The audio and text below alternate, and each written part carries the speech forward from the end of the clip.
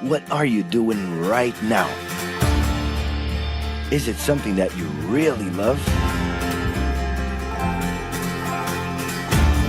Millions of people at this very second are doing exactly what makes them happy.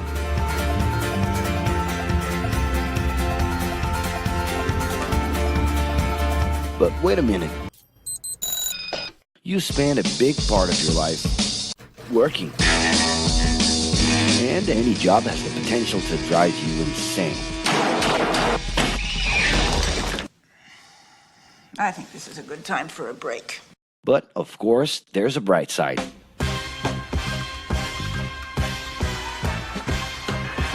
And the best thing, time off. As a matter of fact, the way we work influences new trends and behaviors in society. And if some things are new and different to you, and to everyone else, it's good to know that the ones who really captured the idea are those young millennials. Otherwise known as Generation Y, G, we, globalists. Okay. We know you heard about this. They represent a new workforce in the global market and have high aspirations. Half of them already have or plan to open their own businesses. Because of their digital, liquid, and collective mindset, they are affecting the way we produce and work in the future. Sounds complicated? Actually, keeping things simple was the motto that baby boomers worked by in the 60s and 70s. Rules were a lot clearer back then. The workspace was confined to the office. Responsibilities were individual-based and very specific, and you knew exactly the right time to start and finish your day. At that time, after the World Wars, the institution represented the security that everyone was dreaming about. Because of this, it made total sense to be a company man and respond well to linear and hierarchical structures. But be careful. Once you chose a career, it was a decision that would pretty much last for the rest of your life.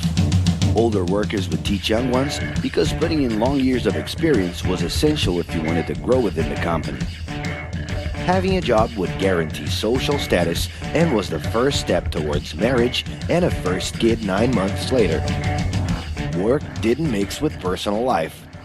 No bringing work home. But baby boomers worked a lot. It's been a hard day's night. And this had to do with keeping a deep sense of discipline and honor. Day-to-day sacrifices guaranteed that the family would be taken care of, and they knew that a big payoff would come, even if it would take a while.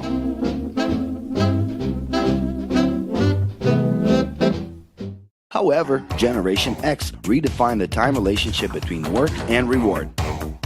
Super confident, extroverted, very competitive, and doing everything in their power to achieve quick growth, these guys were always on the lookout for better offers. A profitable idea could easily put them into a leadership position based on meritocracy without taking their experience into account. As they searched for more ways to personally stand out and be professionally independent, they relied on degrees, including MBAs and PhDs, to get ahead of their competitors. Pressure, pushing down on me, pressing down on you. No man has spoken. In this more individualistic style of thinking, a nice wardrobe and a business card could help them close better deals and expand their network. Being in the right place at the right time is what would define the work schedule. Business time was extended into the happy hour. This mix between personal and professional life turned a workaholic into someone who was admirable and even sexy. In the grace of your love. The winner was whoever could get onto the board of directors in the shortest time possible I can do anything if I can just get a chance. and thus immediately live out the pleasures of this achievement. You own the money, you control the witness. I leave you lonely, don't monkey with the business. But today, the journey's a little different. It really seems more important to have fun on the ride than to make it to the final destination.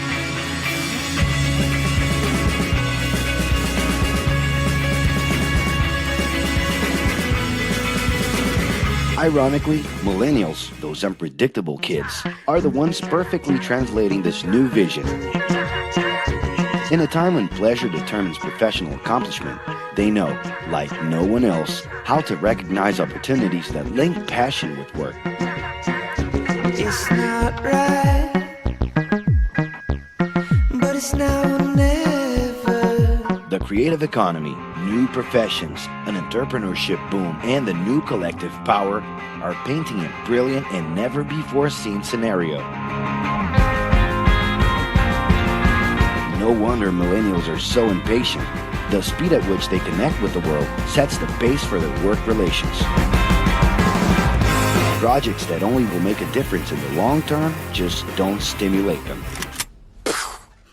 And they need constant feedback so they can feel that their efforts are being recognized. So? It's great. I love it. The traditional pyramid inside of companies doesn't really fit with these anxious young people. They're excited about working with older generations, but only if the relationship is on equal terms and with mutual respect. It's all about exchanging knowledge, no matter your age. Being that millennials find empowerment in discovering things on their own. It's natural for them to diversify their channels and seek out informal types of education instead of simply picking out a major. In the end, professional commitment is not just a norm. It's something that naturally comes from truly engaging experiences.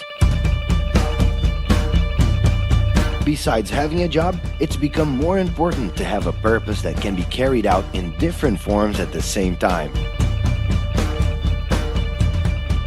Mobility, shared workspaces, home offices, and the possibility to create your own hours make work always present, anytime and everywhere. For that reason, people with different work styles are having more freedom to tap into their talents, and even those with introverted personalities can transform their ideas into million-dollar businesses. Yes, you can stay in your pajamas as long as you maintain an updated and attractive profile across your social network.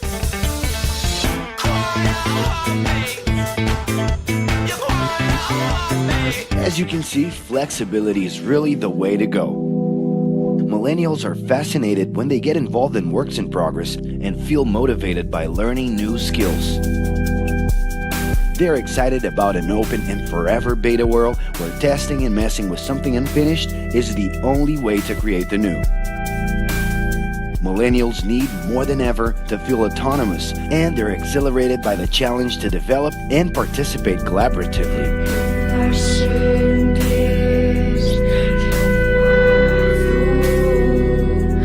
They can change direction quickly and don't let attachments hold them back.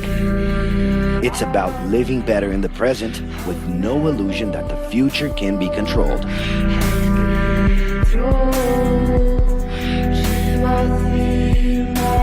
That's because of one simple thing. Whoever adapts more easily can evolve along with the changes. And if you feel overwhelmed by everything so far and are looking for the right answer, well, sorry. We're still going to ask you another question. Are you doing what you love right now? No. So start.